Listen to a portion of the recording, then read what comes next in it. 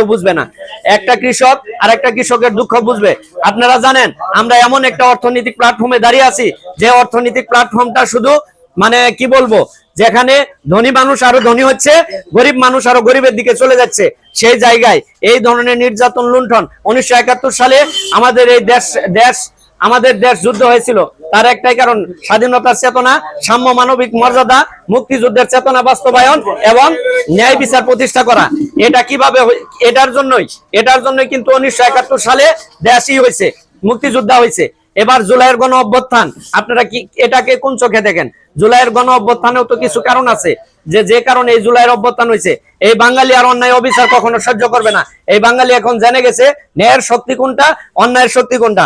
আমরা অবগত আছি 69-এ গণ অভ্যুত্থান হয়েছিল, 70-এর নির্বাচন হয়েছিল, 71-এর মুক্তিযোদ্ধা হয়েছিল, 90-এর স্বৈরাচার এরশাদ পতন আন্দোলন হয়েছিল, সব শেষ।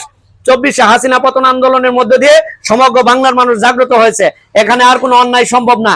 এবার শুধু জনগণ যেটা ন্যায় দিক, যেটা ভালো মনে করবে, যারা কৃষকের পক্ষের সংবিধান রচনা করার জন্য অ্যাডভোকেট হাসনাত ক্যাম্প যেভাবে মাঠ ঘাটে চুষে বেড়াচ্ছেন এবং তৃণমূল ছিন্নমূল মানুষের অধিকার আদায় করবার জন্য যেভাবে সমগ্র বাংলায় তিনি আধিপত্য বিস্তার করেছেন, সেই ধারাবাহিকতায় আমি তার পক্ষে আপনাদের কাছে দোয়া এবং আশীর্বাদ চাইছি মেলান্দ মাদারগঞ্জের পক্ষ থেকে।